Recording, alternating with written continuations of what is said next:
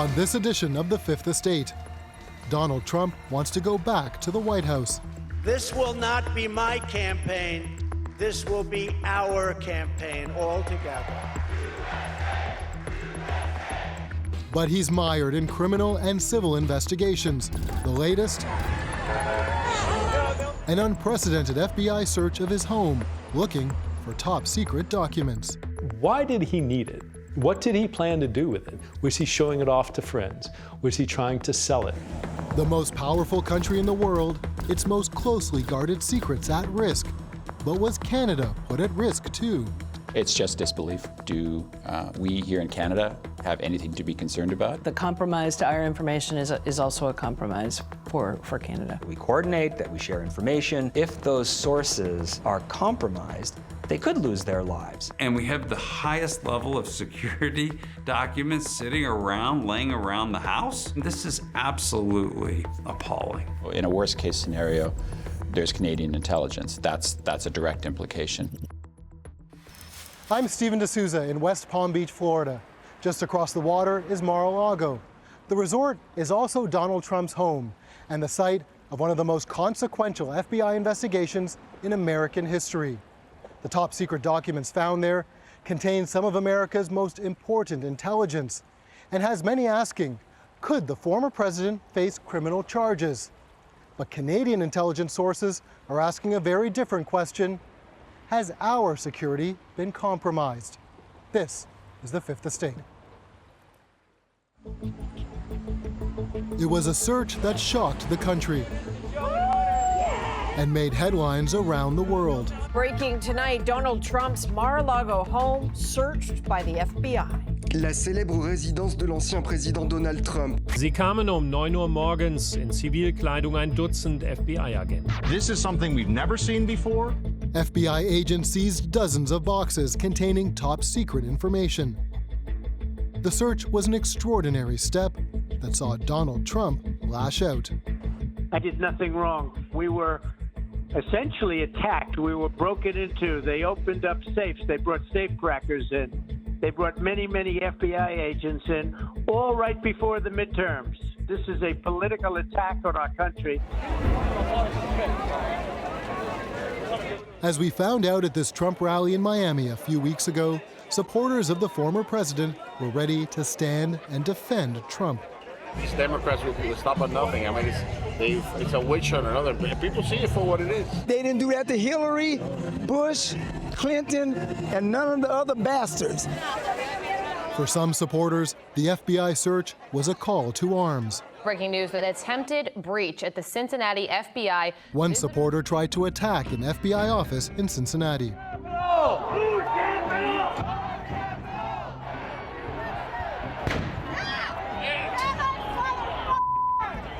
Like the violence on January 6th, that incident showed how Trump's rhetoric often has real-world consequences. This election is now over. Congress has certified the results. I don't want to say the election's over. At that point, Trump's presidency was over, but another battle was about to begin. Here at the White House back in January 2021, Donald Trump was moving out.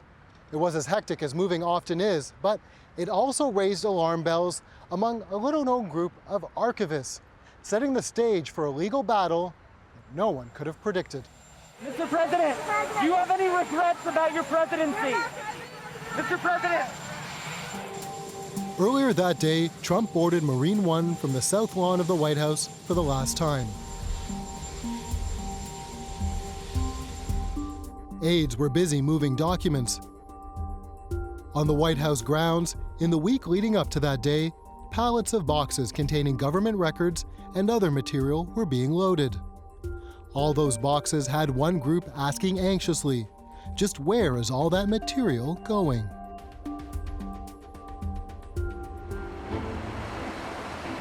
The National Archives is a record of American history through its documents. The Declaration of Independence, the Constitution, the Emancipation Proclamation, and millions more most Americans never see. Keeping track of it all, a dedicated and admittedly nerdy group of librarians. It is a relatively small agency with a modest budget, but filled with extremely conscientious people who have one goal in mind, which is to preserve the history of the United States through its records. Jason Barron was a lawyer with the National Archives and Records Administration. He's seen presidents come and go, but always made sure their records didn't go with them. When noon strikes on January 20th and a new president is sworn into office, all of the records of a former president are immediately, by law, in the legal custody of the Archivist of the United States. Any removal of records from the archive's custody, immediate physical custody on January 20th, is a violation of law. There's no gray area? There is not. That means much of what was in boxes like these were property of the archives, not Donald Trump. But archivists would learn that those boxes being loaded onto the helicopter and others were on their way somewhere else. What no one knew at the time was that the boxes leaving with Trump contained thousands of pages of documents, some of which had classified and top secret information. Or that the records were on their way here, to Mar-a-Lago, a presidential home like no other. Unlike past presidents who faded into the background, Trump was in the public eye, surrounded by people. John King. Mar-a-Lago was a destination for those who wanted to be in Trump's orbit during and after his presidency. Make America great again. He would host world leaders, mix with rich donors and stargazers, even crash weddings. They're telling me about the border, they're telling me about China. All the while, the material he took with him from the White House was just steps away. I wouldn't be surprised if it's sitting in his golf bag. I just don't know. But this man had such complete disregard with these documents. Bruce Heyman is a former U.S. ambassador to Canada. Nominated by Barack Obama, he served from 2014 to 2017. This is in a resort property in Florida, in a place where people go have weddings and parties. And we have the highest level of security documents sitting around, laying around the house. I mean, this is absolutely appalling. The club became Trump's full-time home after he left office, a refuge from the cold, taxes, and politics of New York. But even with the high walls shielding it from the outside, the fear from intelligence agencies was that it was a prime target for spies working for America's enemies. As a counterintelligence professional, how would you assess Mar-a-Lago as a place to keep documents? A disaster. Peter Strzok knows what it's like to investigate high-profile figures. He was the Deputy Assistant Director of the FBI's Counterintelligence Division. He led the investigation into Russian interference in the 2016 US election and investigated Hillary Clinton's emails. He was fired from the FBI in 2018 after sending private text messages critical of Trump. He's suing the FBI for wrongful dismissal. Every good intelligence agency, whether it's the Russians, the Chinese, the Iranians, you name it, all of those nations have as a collection priority the residencies of current and former presidents. Those concerns were echoed by Canadian intelligence experts who also worried about Mar-a-Lago and Trump. It's just an ongoing symptom of the disrespect that he had for intelligence collection and the professionals that dedicate their lives to it. Communication security establishments, you kind of can see it in the distance there. Arthur Wilczynski is no stranger to dealing with the country's most sensitive intelligence. He used to work for the Communications Security Establishment. He was an Associate Deputy Chief for Signals Intelligence and later a Director General for Intelligence Operations.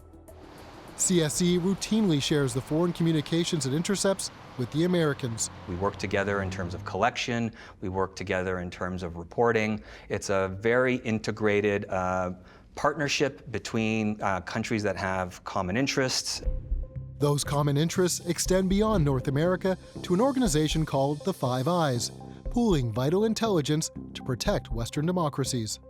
I had a big honking safe that took about 5 guys to get up to the 2nd floor of my house.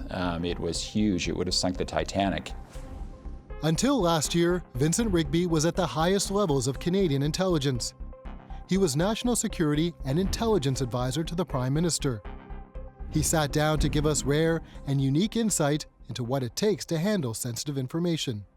You don't take home sensitive stuff, and you just don't throw stuff blindly into a bag.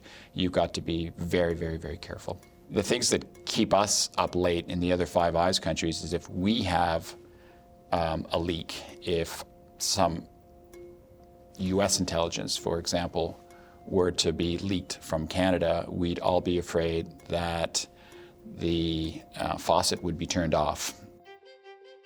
While allies worried about their ability to protect secrets, they watched as a series of events showed just how vulnerable Mar-a-Lago could be. Last spring, a woman got in, posing as a wealthy heiress. She said she was a member of the Rothschild family. She even put the name on a fake Canadian passport.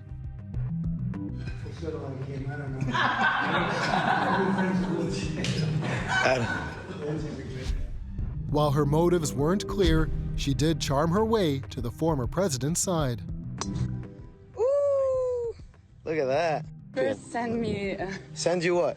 picture. The picture of you and Trump? I told you, $1 million.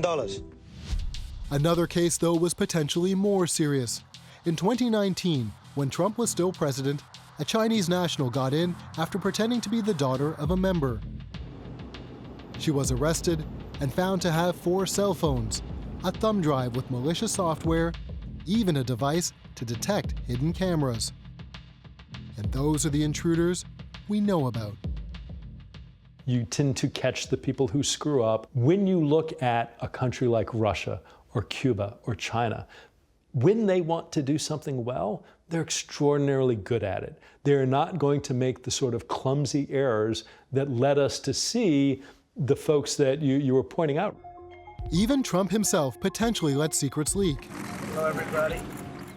In 2017, he was hosting the late Japanese Prime Minister Shinzo Abe. The two discussed a North Korean missile launch that happened in between courses. They looked over possibly sensitive documents in full view of camera-toting guests.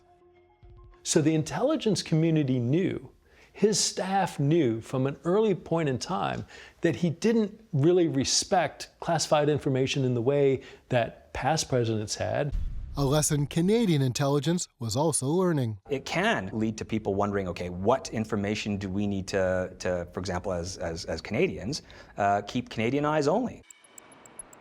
4 years later, the National Archives was learning that Trump had a very different idea of what was his and what belonged to the American people. What they didn't know at the time was that their search for records would lead to a criminal investigation of Donald Trump. When we come back. If they are exposed, they could end up either being imprisoned or in some cases, they are executed. It's a very dangerous business. We're going to walk down Pennsylvania Avenue. I love Pennsylvania Avenue. And we're going to the Capitol.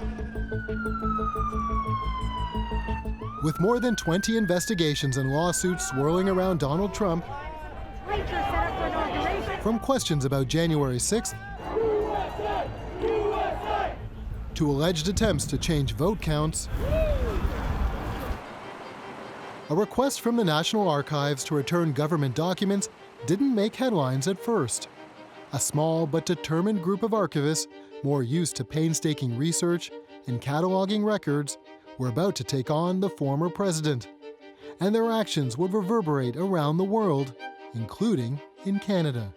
They do not seek the limelight, and somehow they've been drawn into this realm of headlines about records. A few months after Trump moves back to Florida, the National Archives contacts his team and tells Trump that they have 24 boxes of records that the archives needs back.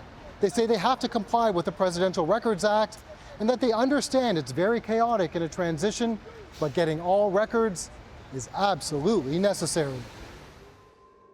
At this point, no one knows Trump took the highest levels of top-secret information.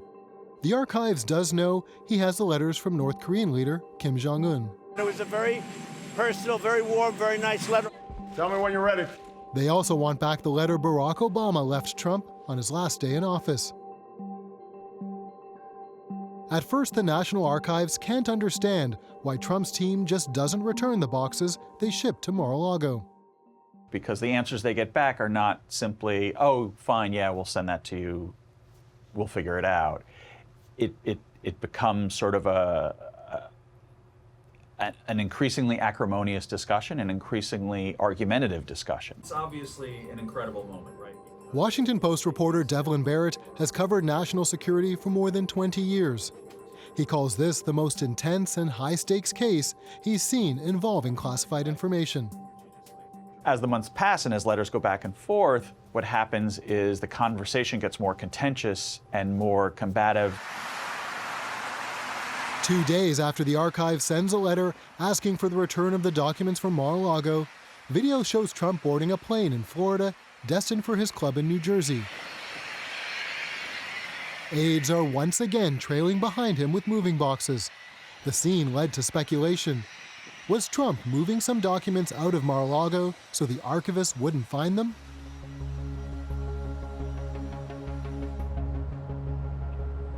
It would be almost a year before Trump's team finally agrees to return some documents. It's now January 2022. The archives is told to come to Mar-a-Lago. 15 boxes are there waiting for them. And that's when things really get a little crazy, because as the archivists go through those boxes, they realize that sort of scattered throughout and not really any discernible system or pattern or purpose is a lot of classified information, more than 100 different classified documents. In February 2022, the archivists make a fateful decision. Overwhelmed by the intelligence information before them, they ask the Justice Department to step in. The FBI also starts going through the material. They find top-secret documents so sensitive that you need special access to even read them. This morning, former President Donald Trump is at the center of a new grand jury investigation. The Justice Department is now looking into the alleged mishandling of classified documents. What's in the documents isn't publicly known, but the FBI and DOJ see enough to start a criminal investigation into Donald Trump and how the top-secret information was moved and stored. The grand jury issues a subpoena asking for any more documents the former president has with top-secret markings. That's an important moment, because at that point, you're really not asking anymore. You're telling. A subpoena is telling someone to do something. And it's from a grand jury, so you know this is potentially a criminal matter. In June, the Trump team relents, admitting they do have more documents. Once again, they invite investigators back to Mar-a-Lago. Justice Department officials go look at the storage room where everyone's understanding is that these things had been kept. And in the storage room, according to court records, at one point the investigators want to look in some of the boxes they see, and they're told they can't. Instead, a Trump lawyer hands them one sealed envelope with more documents. Trump's team insists that's all there is. The legal team has done a very thorough search and turned over everything that we found that we had. So it's my understanding, on very good belief, based on a thorough investigation, that there was nothing there. But the FBI has a strong suspicion there is more there. They have a source close to Trump, a valet who worked at the White House and moved with Trump to Florida. The valet tells the FBI that Trump himself told him to move boxes out of storage. The FBI has security video to back up his story. What this former valet tells them is that, in fact, there may have been a deliberate effort to keep them from gathering everything that was there that was classified. Sometimes we hear an argument made that in the chaos of moving out, he might not have been aware. Well, that just doesn't work. Mary McCord is a former senior official in the Justice Department's National Security Division and a longtime prosecutor. She worked side by side with those who are now investigating Trump. She says the FBI did what it could before finally executing the search of Mar-a-Lago. There were lots of efforts to obtain the information short of a search warrant, but when those did not satisfy the government that it had actually obtained everything that was there, it didn't really have another alternative. Unprecedented. This is unbelievable. FBI executing a search warrant on former President Donald Trump's Florida home. He was not in the state at the time. A judge signed off on the search.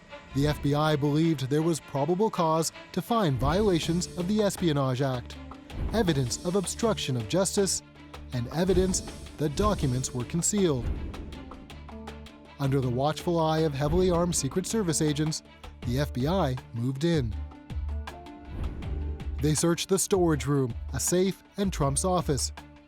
Now memorialized in this photo, they found dozens of documents Trump's team insisted they didn't have. The FBI finds 31 documents marked confidential, 54 marked secret, 8 marked top secret, and perhaps most worrying of all, 48 folders marked as containing classified information were empty. The significance just can't be understated at all. Just the cover sheets show me that we're at very, very high levels of sensitivity. So sensitive that the CIA is called upon.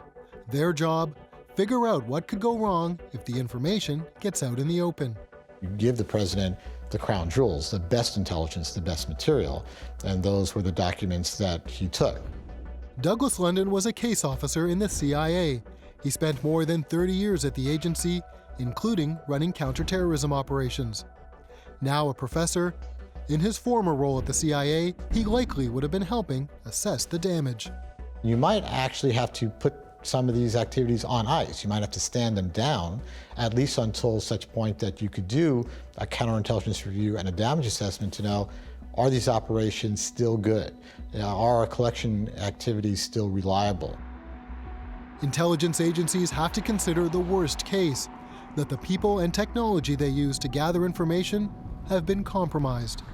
Certainly if the United States doing a damage assessment saw some risk to a partner, we would immediately contact the partner and give them a heads up so that they could take the proper precautions and protect their people, protect their capabilities. Without a doubt, it's a body blow to the U.S. intelligence community, but it's a body blow to other intelligence communities, and Five Eyes in particular, because the U.S. shares a lot of that intelligence. Having just retired last year, Vincent Rigby is in a good position to assess what could be happening behind the scenes in Ottawa.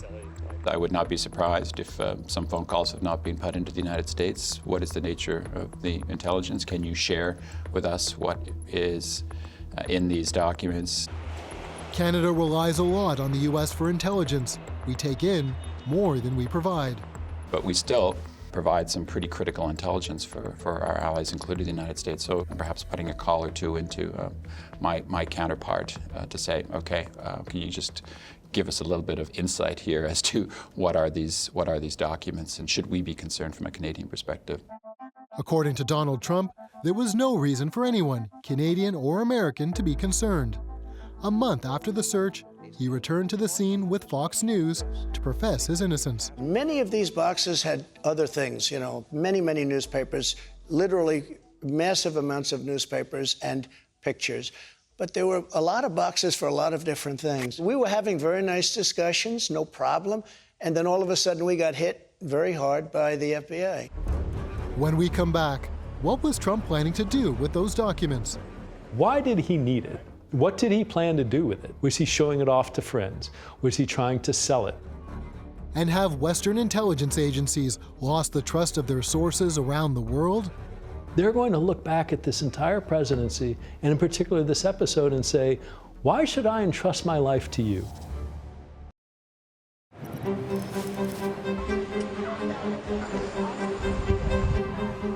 The FBI swept into Mar-a-Lago, Donald Trump's home, and left with information so secret, only a handful of people should have had access. The boxes, though, were scattered throughout the posh club, leaving intelligence experts in the US and Canada to ask, why would Trump still have this material? And why didn't he give it back? Clues could be found in how Trump treated intelligence as president.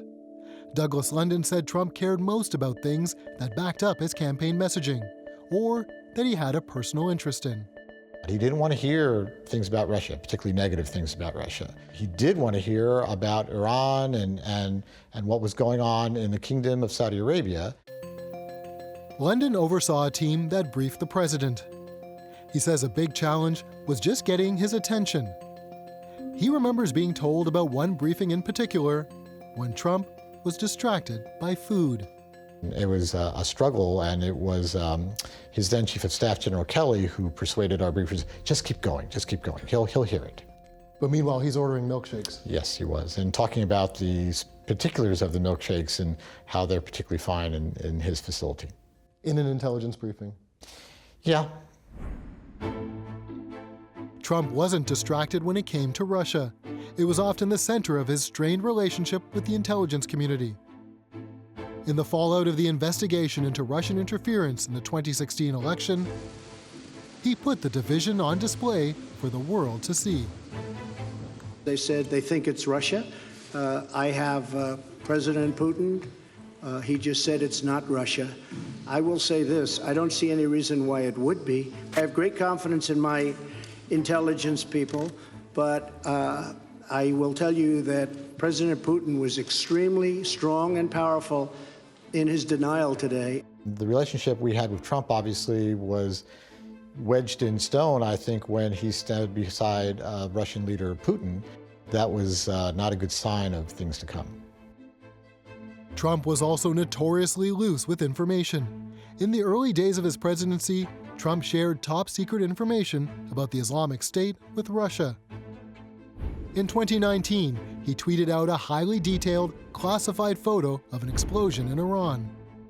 We had a photo and I released it, which I have the absolute right to do, and we'll see what happens. Presidents do have the right to declassify records while in office. For the CIA, it meant they had to be extra careful with what they told the president. We were gearing first to get his attention, but then also to make sure that were there reports or issues or details he wanted to preserve or keep, we would try not to let him have that. Investigators were still trying to figure out how much information did Donald Trump take after he left office? How long had he been collecting it, and why? Trump had hundreds of pages of classified intelligence in a basement, in a home office, at what was essentially a resort. Former FBI agent Peter Strzok. At the end of the day, the more the saga sort of plays out, that remains the central question. Why did he need it? What did he plan to do with it? Was he showing it off to friends? Was he trying to sell it? There was one file showing he kept briefing notes on the President of France. The contents of that folder have not been released. Reports suggest he also took nuclear secrets. The Washington Post reported there were files on Iran and China.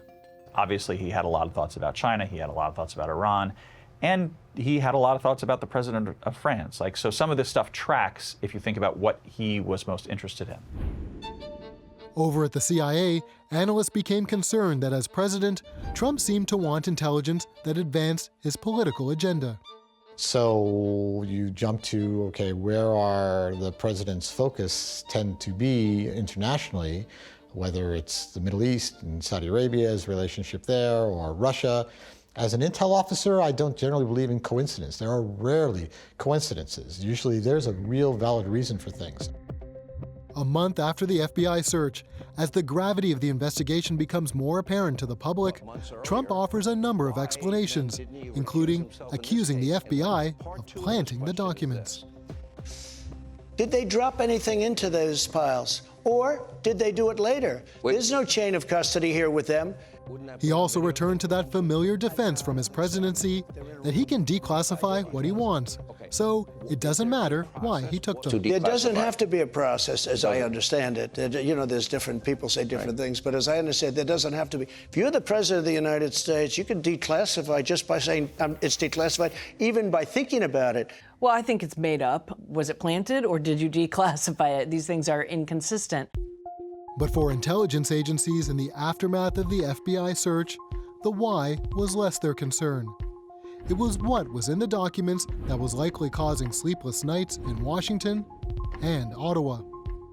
Information sharing takes place daily between our countries. You know, the compromise to our information is also a compromise for Canada. Is there anything that we need to be concerned about? In a worst case scenario, there's Canadian intelligence. That's a direct implication. The Fifth Estate contacted CSIS and the Minister of Public Safety for comment. We were instead sent a statement from the Privy Council, which reports directly to the Prime Minister's office.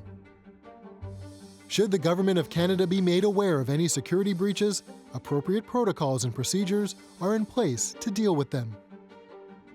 The PCO declined to say if Canadian intelligence agencies have already been briefed about the documents found during the Mar-a-Lago search. At this stage, it would be inappropriate for the Government of Canada to comment on an ongoing U.S. law enforcement investigation. Knowing the Prime Minister, he may well have reached out and asked questions and had some pointed questions, if not directly from him, from his staff in the Prime Minister's office. Do we need to be concerned? Are there any issues here? What's at stake? What's at stake could be intelligence on a national security threat that's top of mind in Ottawa right now. We know the Chinese Communist Party is involved and interested in promoting their own national interests. Parliament has heard a lot about the threat posed by China's Communist Party, including possible interference in Canadian elections. They are an actor in foreign interference. We are concerned about the activities regarding threats against the security of Canada, including foreign interference by the Chinese Communist Party. By law, CSIS cannot reveal details of how it is monitoring those foreign threats.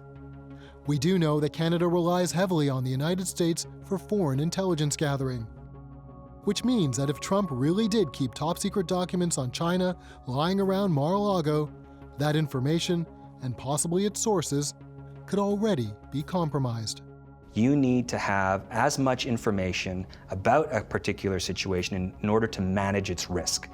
If some of that information that is central to making decisions is no longer available because sources are compromised, then you do not have all the information that you should have in order to make an informed decision. I think long term, we're going to have a very, very great relationship. Trump welcomed Chinese President Xi Jinping to Florida in 2017 for a series of meetings and photo ops. Away from the cameras, former FBI agent Peter Strzok says China likely put a lot of work into keeping a presence around Trump and the property. I find it hard to believe that certainly when you think about China, when you think about Russia, that they would not have extended extraordinary efforts, which continue to this day, to get access to Trump. And whether that is people close to him, whether that is his electronics, his email, his text, whether that is the places that he frequents, that he lives. Any number of countries that could have potentially been mentioned. All I think is, wow, this is continuing to demonstrate that we have a very serious issue with Donald Trump stealing these documents. It can put, I think, not just the U.S. at heightened risk, but Five Eyes allies, NATO allies, Canada's included. Information is power, and if they know what we know and they can then respond, it is not a good situation for anybody. Especially for those operating in the shadows, where the front line is deep inside the territory of America's most dangerous adversaries. The spies who put their jobs, families, and lives on the line to collect the information that ends up on a president's desk. Agents, it's not like the books and the movies. For the most part, those doing work with the greatest danger, such as agents who would be reporting on the likes of Russia and China and Iran, are generally doing it for ideological reasons. And those are the people that will pay the dearest consequences if they're compromised. Experts say the intelligence Trump had in his briefings likely didn't have specifics on sources, but it wouldn't be hard for someone to figure out where the information came from. We've seen tales across many of these countries of people who've been beaten and tortured and killed for being political dissidents. Imagine what someone who actually leaked information that would compromise their leadership would do. It's rather brutal. They're collecting information on behalf of the Canadian government or other governments and passing that information back. often under extremely, extremely dangerous circumstances. And if they are exposed, they could end up either being in prison for a long time, or in some cases, extreme cases, they are executed. So it's, again, it's a very dangerous business, a very dangerous business. But the fear isn't just about people in the field now. A major concern for Canada and the US, recruiting future sources. They're going to look back at this entire presidency, and in particular this episode, and say, why should I entrust my life to you? Because you can't protect the information that you've gotten in the past. The information that you've gotten from a source in Beijing, in Tehran, in Moscow, you can't protect that person and may well have caused them to come under investigation, to be imprisoned, tortured, and killed. Why should I trust you now? When we come back, Catch-22. The bigger the secrets, the better the chance Donald Trump has of avoiding charges. The more sensitive the information, the less likely you can actually bring a prosecution for the mishandling of that information. And what could happen if Donald Trump is indicted? There's a lot of anger, there's a lot of suspicion, and there is a concern that people might act out. We have the raid of a former president's home in America. So heck, we deserve answers now. This is not just an attack on Donald Trump. This is an attack on every single American. If this can happen to a former president of the United States, I mean, what could this look like for the American people? To the echo chamber of Trump-friendly media, the former president is being unfairly persecuted. They are coming after me because I am fighting for you, and we will win because we know how to win.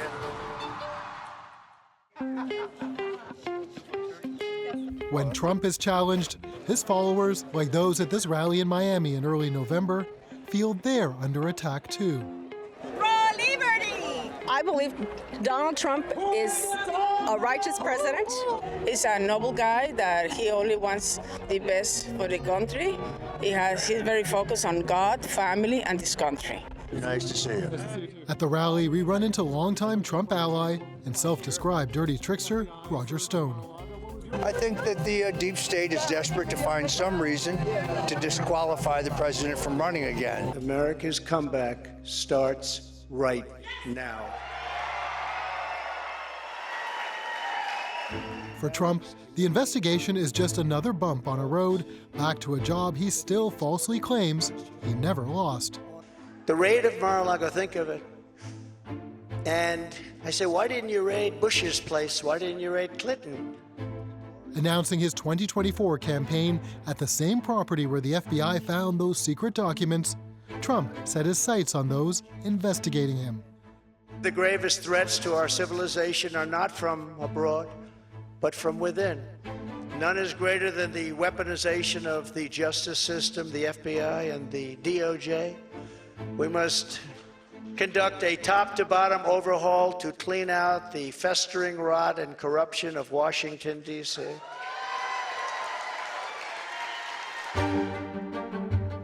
Trump, though, isn't riding a wave of support into this campaign. Look at this map. That's nothing like a red wave. I think it's safe to say we're not going to have a wave. What I can tell you is the biggest loser tonight is Donald Trump. This is an absolute disaster for the Republican Party.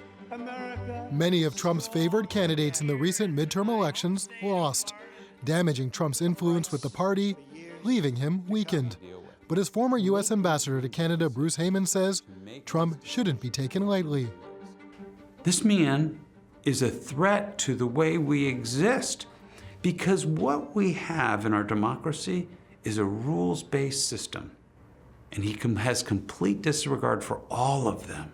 Donald Trump, if he is to survive and somehow get reelected, that is the greatest threat to the Canada-U.S. relationship as we've ever known it, and that we're going to see the extreme of himself.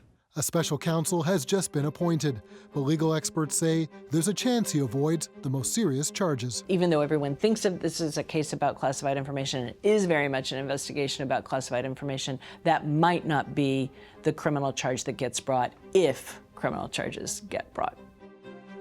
It is an irony big enough to fill the grand ballroom at Mar-a-Lago. The more secret the information, the less likely it'll ever see the light of open court.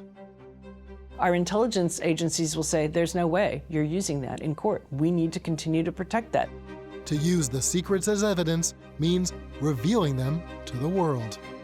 The more sensitive the information, the more highly top secret, secured compartmented information, the less likely you can actually bring a prosecution for the mishandling of that information. Ultimately, we may never really know what's in these documents, will we? Well, I hope you don't, especially the highly classified information. The special counsel now investigating Trump operates independently of the Justice Department. The lawmakers know any potential charges come with political risk.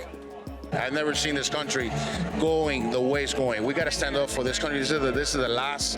When this country falls, the rest of the world falls. I don't know what we have to do, but I would follow the crowd that is willing to fight for righteousness, for a true president.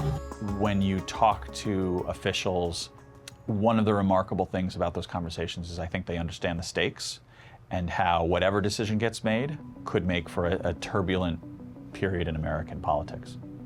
If there's a prosecution of Donald Trump for mishandling classified information, there'll be riots in the streets. There's an old adage in Canada-U.S. relations that when the United States coughs, Canada gets a cold. If things go really badly south of the border, it could have an impact on this country. So we need to keep a close eye on it. This all started with a simple request to return documents from a group of archivists whose job is to preserve history. Now they find themselves at the center of a potentially history-making battle with a former president. I'm very proud of my former colleagues for standing up to the former president and his representatives. And we should all be thankful for the staff at the National Archives for being so bold here in living up to the traditions of the archives profession. Taking on a former president who says he won't go without a fight. We will not break. We will not yield.